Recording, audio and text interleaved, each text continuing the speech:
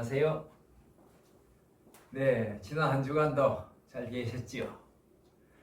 오늘도 여러분들이 즐거워하시는 세계사 공부 짧은 시간이지만은 재미있게 한번 진행해 보도록 하겠습니다. 이제 지난 시간까지 이 문화 또는 문명권의 형성과 특징 이런 것을 말씀을 드렸고, 구체적으로 이제 문명권의 역사를 탐색해 들어가게 되겠는데, 지난번에 말씀드렸듯이 오늘은 이제 이집트 문명권과 인도 문명권에 대해서 두 번째 강의 보충으로 이집트와 인도 문명의 역사를 해드리는데, 이번 시간에는 이집트에 대해서만 말씀을 드리도록 하겠습니다. 이집트 문명은 신비의 문명이다.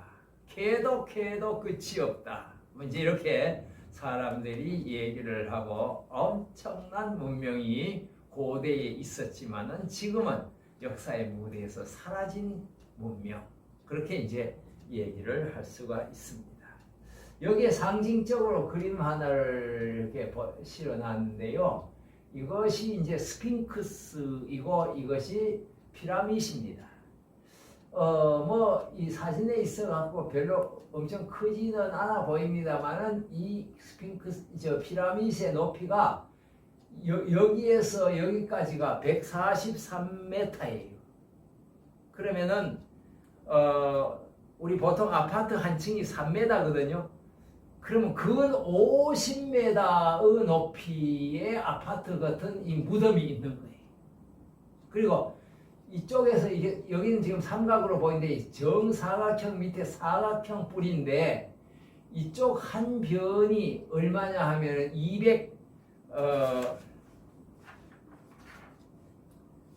233m예요. 여기 233m. 100m 거리에 2배 하고도, 그러니 이걸 말이죠, 어떻게 만들었겠어요? 참, 이거 하늘이 떨어뜨려진 거 아니고 사람이 만들었을 텐데 얼마나 많은 사람들이 죽었겠어요, 이거 만들다. 그 다음에 여기 있는 것이 이제 이게 스핑크스인데, 보시는 것처럼 사람 얼굴을 하고 여기에 사자 발을 하고 있어서 이 사람과 사자가 이렇게 결합되어 있는 그런 것인데, 결국 이것이 이제 어떤 수호신적 이런 것이다라고 보면은 됩니다. 이거는 무덤이고 이거는 신이다. 어쩌면 이 무덤을 지키는 신이다, 이렇게 볼 수도 있겠습니다. 그 다음에 이제 여기 사진에는 없습니다만은 사진을 먼저 한번 볼까요? 없습니다만은 여기에 있는 이게 이제 소위 요게 있는 것처럼 오벨리스크라고 하는 것입니다. 이렇게 빼쭉하게 이렇게 돌걸 해서 도대체 이렇게 한 조각으로 이런 돌을 만들어 놨던, 자, 이 세 가지, 그 다음에 여기에 이거 말고 이제 신전이 있습니다. 신들이 사는지, 왕이 죽으면 무덤으로 쓰는, 이 초기에는 피라밋을 만들었지만은 그 다음에는 신전을 만들어서 거기에 왕을 눕혀놨는데, 그런 신전들 이런 것들이 전부 이집트 문화는 장대한 문화다, 이런 것을 이제 그 한마디로 요약할 수가 있어요. 자, 오벨리스크, 이것도 재미있는 현상은, 이 유럽 사람들이 이집트에 가보니까 어떻게 해요? 이게 너무너무 멋지잖아요. 그러니까 이걸 뺏어다가 자기들 나라에 갖다가 설치를 해놓고 그걸 또 이제 전시하고 자랑하고 앉았어요.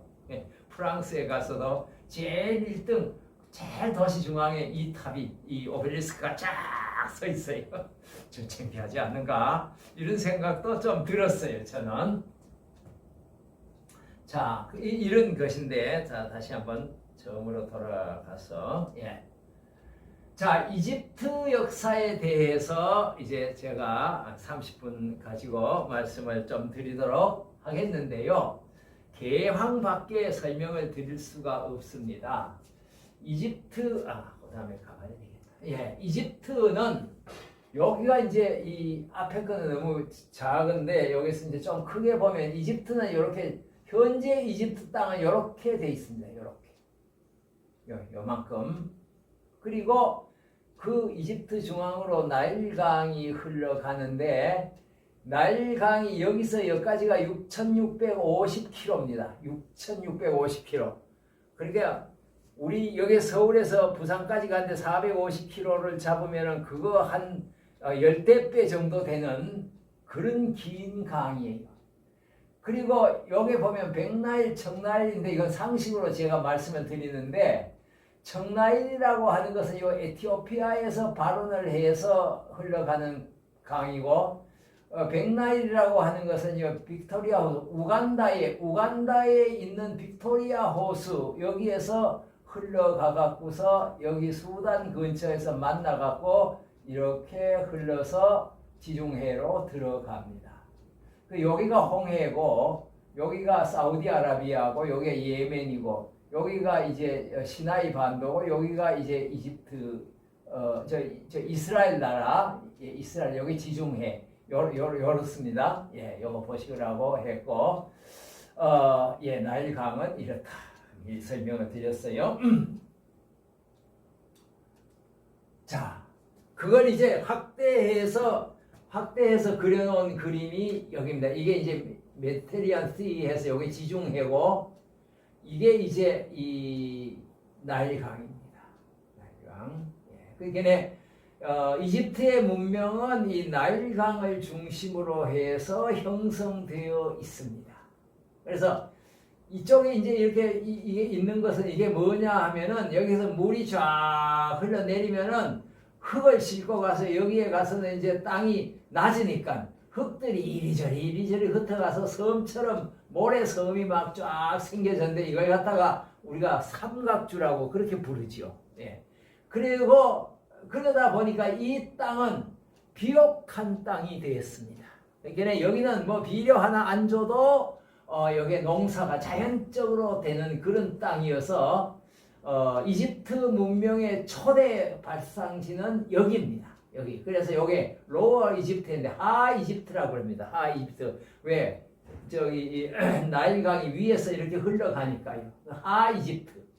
그리고 여기는 이제 상 이집트라고 그럽니다. 룩소르가 있는 여기를 상 이집트라고 그래갖고 초기에서 여기에서 살다가 사람이 점점 늘어나니까 이제 이렇게 북쪽으로 올라가서 여기에 있는 여기 신전 이름 카르낙 신전도 여기 있고 여기에는 보면은 기자 하는 거 여기 이제 아까 본 그런 피라미드나 스핑크스나 이런 것들이 막 쫙 있는 데가 여기네요. 네, 여기고 여기를 이제 그 관광 가시면은 나일강 배를 타고 이렇게 쭉 올라간다고 들었는데 저는 못 가봤습니다. 죄송하게도 그래서 이 구경하고 왔으면 훨씬 자신감 갖고 설명을 할 텐데 말이죠. 그래서 상 이집트 하이티.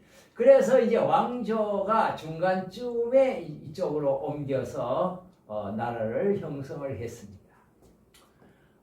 예, 여기가 이제 시나이 반도 아까 여기가 영어로 요 아라비아라고 돼 있잖아요. 여기 사우디 아라비아가 여기 요만큼 있을 거죠. 자, 이집트 문명의 일반적 특징을 한번 보면요. 세계에서 오랜 문명이다 그럽니다. 옛날에는 메소포타미아 문명과 이 이집트 문명이 누가 더 많으냐, 오래된 문명이냐 하고 싸움을 했지만은 요즘에 와서 이제 확정된 것이 메소포타미아의 일파가 다시 내려가서 이 나일강 변에다가 세웠다 해서 메소포타미아가 제일 오래된 문명이고 그 다음이 이집트다 이렇게 보고 있습니다. 조금 전에 제가 설명드린 것처럼 장대한 성지의 문화입니다. 장대해.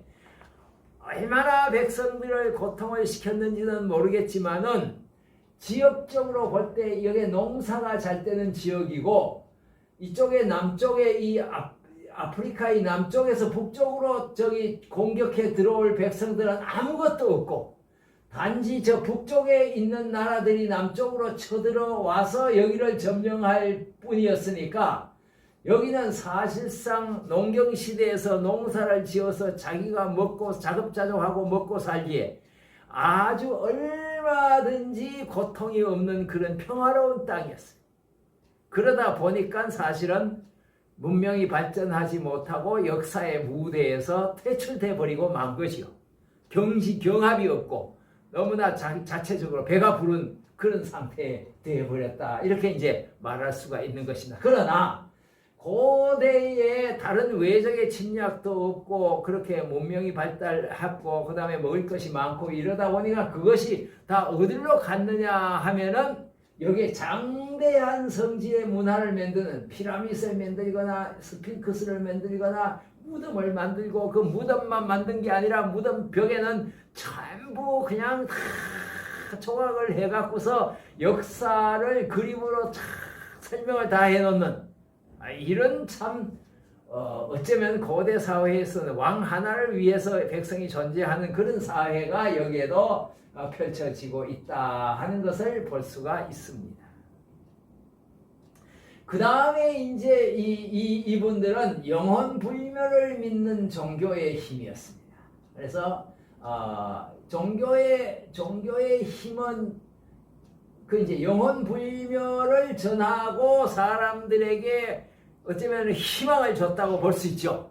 현세만이 있는 것이 아니라 우리는 죽어도 영원히 죽지 않는다고 하는 것이 현세를 사는 사람들에게 큰 힘이 되고 위로가 될 수 있었을 것이고 결국 그러다 보니까 이 피라미드나 스핑크스를 짓고 만드는 일에 백성들을 동원을 해도 이것은 한 왕을 하는 것이 아니고 신을 섬기는 것이라고 하는 개념들이 백성들의 의식 속에 박히게 되니까 그 신을 파라오라고 했어요.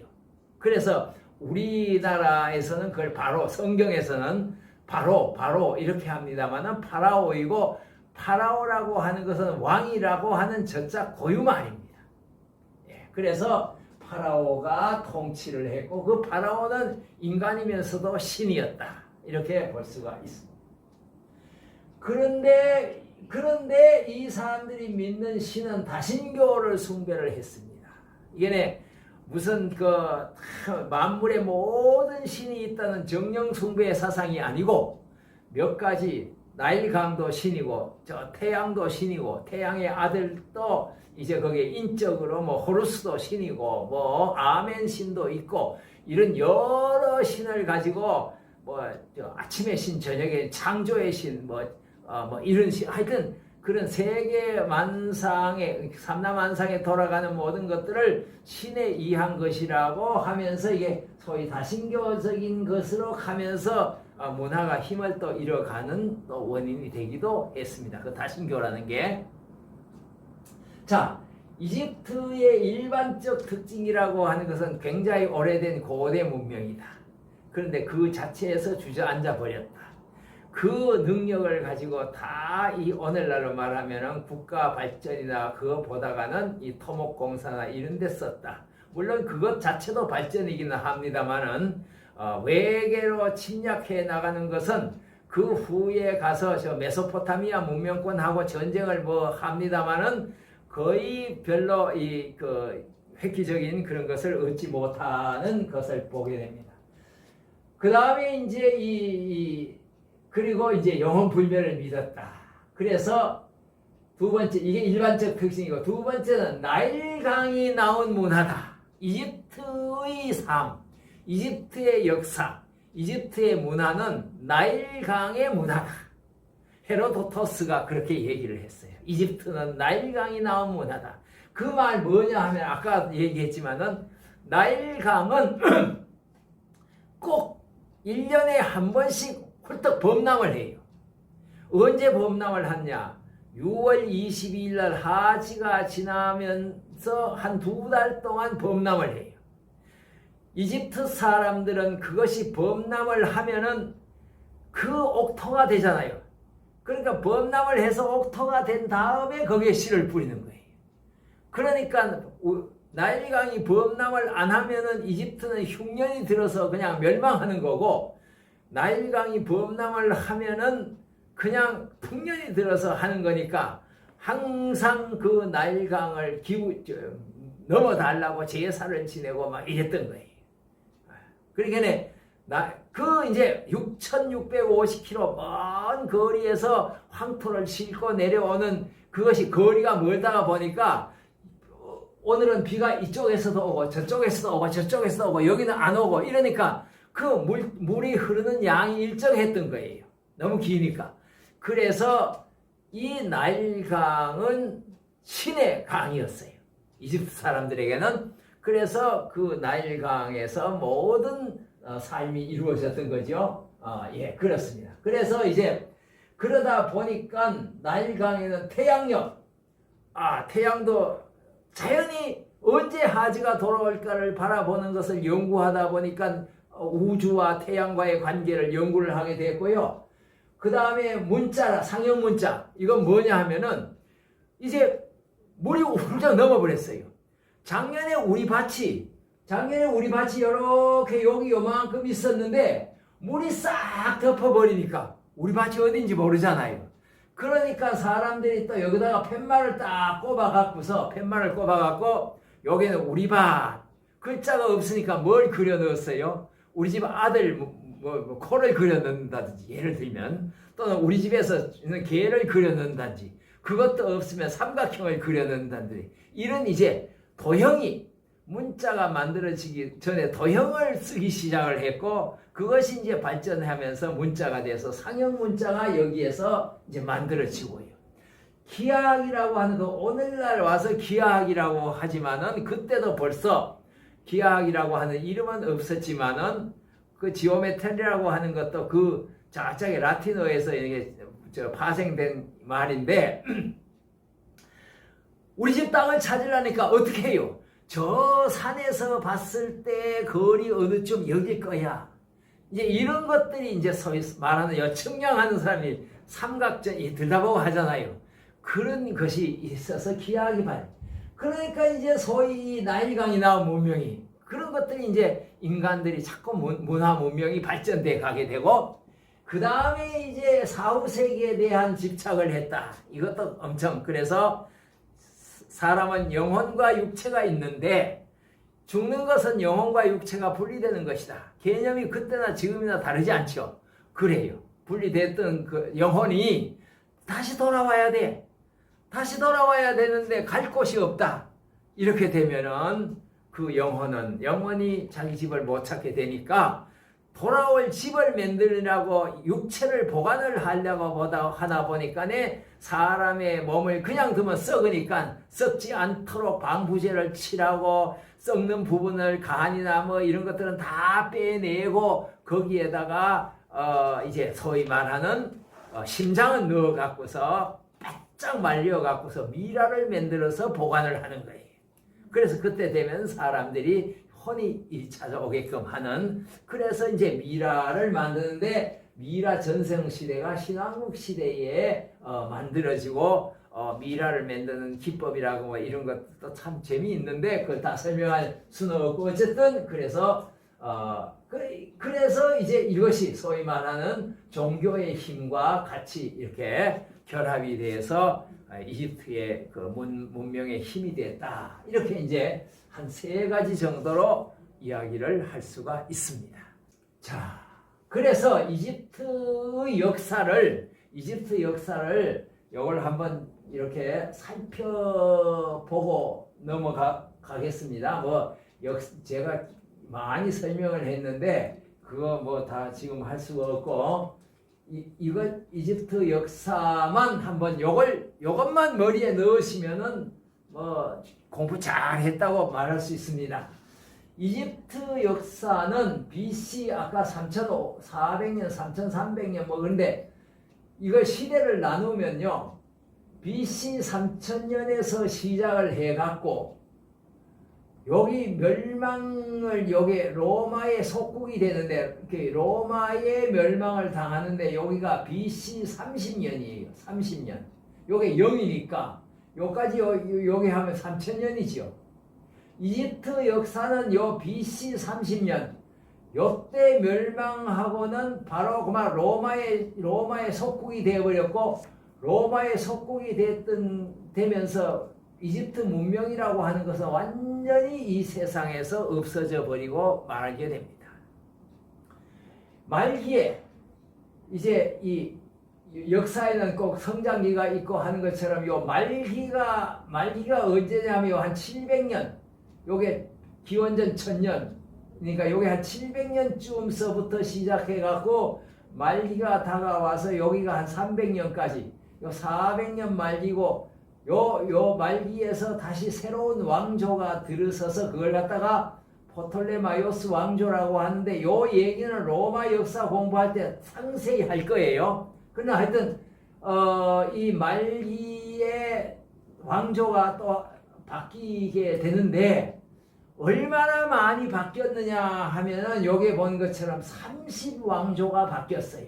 그러면 여기서 요까지 한데 3000년이라고, 대충 여기 30년이니까 3000년이라고 봤을 때 30왕조가 바뀌었으니까 한 왕조가 한 100년씩 다스렸다, 이렇게 보면 되는 거죠. 그 왕조라는 게 뭐냐? 왕조라는 것은 이제 내가 왕하다가 내 아들이 왕하고 또 손자가 왕하고 손자의 손자가 왕하다가 자식이 뚝 없어져요. 그럼 어떻게 해요? 거기서 문을 닫아야 되잖아요. 그러니까 이제 다른 사촌이든지 오촌이든지 또는 뭐 누구를 갖다 왕으로 앉히죠. 그러면 요 앞에 1왕조가 끝나고 그때부터 2왕조가 시작되는 거예요. 또 그것뿐인가요? 왕조가 유지되어 나갔는데 저기서 반란이 일어나서 그 사람이 와서 혁명을 해갖고서 자리를 빼앗았어요. 그러면 또 왕조가 바뀌는 거예요. 이런 식으로 이 3000년 역사 속에 30번 왕조가 바뀌었다, 이렇게 보면 되는 거예요. 그래서 이제 한 왕조가 한 100년씩 됐다, 이러고 역사학자들이 이 3000년의 역사를 특징을 구별 지어 갖고서 이렇게 시대 구분을 해놨어요. 그래 갖고요, 한 3000년서부터 여기가 2100년쯤 되네요. 이게 한 900년 동안을 고왕조 시대 이랬는데, 고왕조 시대에 아까 피라민 얘기했던 쿠프 왕 시대가 이때인데, 이때 피라밋을 만든 것은 바로 이 고왕조 시대, 이때가 가장 활발했어요. 그리고 이제 이 신왕조 시대는 와서 이제 신전을 만드는 것이 활발했고, 그래서 이제 요 고왕조는 요게 있는 것처럼 6왕조고, 요 메네스라고 하는 사람이 제일 첫 번에 이 나라를 세운 왕입니다. 메네스 파라오, 왕 파라오라 그랬어요. 메네스가 1왕조, 메네스가 다스린 1왕조가 여기 이 표로 봤을 때는 한 2500년, 2004, 그 정도 중간쯤 되지, 2600년쯤 되겠네요. 거의 한 400년 1왕조가 하고, 6왕조인데 여기는 2, 3, 4, 5, 6이 이 안에 들어있는 거예요. 중왕국이 번영시대인데, 아까 제가 말씀했듯이 중왕국 시대에 아무도 여기 이집트는 외세의 침략이 없었다 그랬는데, 딱 한 번 침략을 받은 것이 있어요. 그것이 이제 힉소스라고 하는 사람들이 침략을 해왔는데, 1720년에 BC, 기원전 1720년에 힉소스라고 하는 사람이 중왕국 말기쯤에 대해서 쳐들어왔는데, 얘들이 쳐들어와서 150년 동안을 이집트의 왕노릇을 했어요. 이집트에. 그러다가 이제 중왕조, 여기 12왕조쯤 되는데, 이 번영 시대의 왕이 얘들을 쫓아내고 중왕조 시대를 이제 마감을 하지요. 요게 중간에 띈 이거는 여기에 끊어진 게 아니고, 이건 중간기예요. 고왕조 중왕국의 중간기, 중왕국 신왕국의 중간기, 이 중간기예요. 가장 이제 활발했고 이집트 문명의 최전성기라고 할 수 있는 것이 신왕국입니다. 신왕국 시대인데, 왜 신왕국이라고 하는고 하니까, 이제 힉소스가 쳐들어왔던 것을 150년이니까 150을 더하면 1870년이죠. 그러니까 여기가 이제 한 1900년쯤 돼요. 19왕조가. 19왕조 시대부터 이제 얘들도 쫓아내고 자기들의 신왕국을 형성을 해서 살았는데 20왕조부터 몰락하기 시작을 해갖고 몰락이 점점 깊어지더니만은 이때 말기가 됐을 때 525년에 기원전 525년에 페르시아라고 하는 저 북쪽에 아주 강한 세력을 가진 놈들이 쳐들어와 갖고서 이 이집트를 좀 지배를 하다가 이때부터는 이제 말기가 돼서 이집트가 비틀비틀거리고 있는 거죠. 비틀거리다가 로마의 속국이 되기 전에 로마와의 이 동맹 관계를 가졌던 일은 이제 또 이 페르시아가 멸망을 하면서 다시 이제 그 독립 비슷하게 해갖고 있을 때 332년에 마케도니아라고 하는 또 아주 알렉산더 대왕이라는 역사에 희대의 영웅이 나타나갖고서 얘들을 또 뭉개버립니다. 그런데도 왕조가 유지돼 나가다가 결국 아까 말씀드린 것처럼 BC 30년 요때 BC 30년 때 드디어 로마 장군이 와갖고서 이집트를 다 점령을 해버리고 이집트의 모든 나오는 소출이라든지 소득을 로마가 다 가져가는 그런 이제 속국으로 변해버리면서 이집트의 역사는 문을 닫게 되는 이런 모습을 우리에게 보여주고 있습니다. 자, 여기에 이제 이집트 역사에서 빼놓을 수 없는 것이 교회를 다니는 사람이든지 안 다니는 사람들이 이 역사는 알아야 되는데요. 소위 말하는 모세라고 하는 사람이 있습니다. 모세는 히브리 사람입니다. 즉 오늘날로 말하면 이스라엘 나라 사람인데 그 조상 때에 이집트에 와서 노예 생활을 했습니다. 노예 생활을 얼마나 했는고 하니까 430년 동안을 노예 생활을 했습니다. 그러다가 모세라고 하는 사람이 등장하면서 이집트인들에게 해방을 시켜줍니다. 그래서 그 이집트에 가 있는 이스라엘 사람들, 히브리인들을 해방을 시켜주기 위해서 그들을 다 끌어서 안고 이 사람들이 어디로 올라오는 거 하니까 지금 가나안 땅, 오늘날 이스라엘 땅으로 돌아갑니다. 그것이 언제냐 하면은 모세의 해방이 기원전 1450년, 그래서 제가 여기서 있는 것처럼 요쯤 되죠. 1450년쯤에 되니까 이 19왕조 람세스 1세, 2세 때가 번성기였는데 그때 히브리인들이 일하고 있는 사람이 한 200만쯤 됐답니다. 그게 사회를 구성하고 있는 노예가 200만이 싹 없어졌다 해보세요. 그래서 20왕조가 돼서 그만 몰락기에 접어들게 되는 그런 모습을 보여주고 있습니다. 그래서 이제 이 역사적 얘기도 뭐 옛날부터 온 것이 아니고 요게 있는 것처럼 1798년이라고 해야 되는데요. 9년이라고 되어 있네요. 나폴레옹이 이집트를 원정하러 갔을 때, 그게 이집트를 독립시키기 위해서, 영국으로부터 독립시키기 위해서 원정하러 갔을 때에 자기 학자, 이집트의 역사에 대한 나폴레옹이 관심이 있었던 모양이에요. 그래갖고서 역사학자 한 사람을 데리고 대동하고 갔습니다. 그 역사학자 이름이 쌍폴리옹이라고 하는 사람인데 그 사람을 데리고 가서 로제타 강변을 거닐다가 거기에서 돌을 하나 발견을 해요. 시커먼 돌. 그래서 학자가 가니까 딱 봐도 이게 참 특수한 돌이다 하는 것을 알았기 때문에 그걸 가지고 와서 그 돌을 연구하기 시작했습니다. 그래갖고 한 30년 연구를 해갖고서 거기에 있는 글자를 다 읽게 됐어요. 근데 그 내용을 들여다보면은 이집트 사람들이 글을 썼는데 거기에 3가지 글을 썼대요. 하나는 이집트 상형 문자, 하나는 이집트인들이 옛날부터 내려오던 문자, 거기다가 그리스어를 갖다가 썼대요. 내용 하나에다가 3문자로.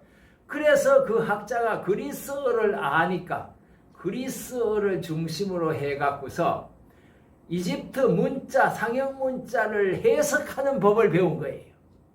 그래갖고 이집트 역사를 다 읽기, 돌개만, 로제타 스톤에 있는 돌개만 있는 것이 아니라 이집트 문서에 있는 다 읽기 시작해갖고서 이집트 역사가 이 세상에 등장했으니 이거 1800년이라 그래야 이집트 역사가 세상에 등장한 것, 이런 얘기를 한 것은 불과 200년 전에 나타난 현상이에요. 이런 식으로 이제 제가 이 짧은 시간에 이집트를 다는 얘기할 수가 없고 이렇게 해서 이 표 하나를 설명하는 것으로 이집트 문화의 특징, 아까 나일강 꼭 기억하시고 오래된 문화다 하는 것이고 장대하기 이를 데 없는 문화고, 그 다음에 나일강 꼭 기억, 그 다음에 이제 미라, 이 정도만 아시면 다른 사람하고 대화할 수 있고, 역사의 길이로 볼 것 같으면 3000년에 이런 시대가 있었고, 초기에 있어서는 어느 나라도 이집트를 침범하지 못했고, 힉소스라고 하는 한 150년 동안 침범이 있었지만은 이것이 이집트 문명을 이렇게 좌지우지하지는 못했다. 결국 독자적으로 훌륭한 문화, 그 많은 부를 신전 만들고 돌로 만드는 그런데 다 써버리다가 역사의 무대에서 퇴출됐다. 이런 정도까지 기억하시면 나름 이집트 역사를 좀 한번 들었다, 이런 의미는 있을 것 같습니다. 이쪽에 있는 페르시아 침공 문제라든지 포톨레마이오스 왕조의 멸망 문제라든지 그 다음에 마케도니아의 알렉산더 대왕의 활동 문제, 이런 것은 여기에서 다루지 않고 메소포타미아 문명, 즉 마케도니아와 페르시아 공부를 할 때에 다시 다루어서 여러분들한테 더 재미있고 충분한 자료 제공을 하도록 하겠습니다. 자, 오늘도 많이 얘기를 못했는데 시간이 다 돼서 이집트에 대한 이렇게 맛만 보시는 것으로 그렇게 만족하시고 다음 시간에는 인도를 한번 또 가보도록 하겠습니다. 자, 이상으로 마치겠습니다. 감사합니다.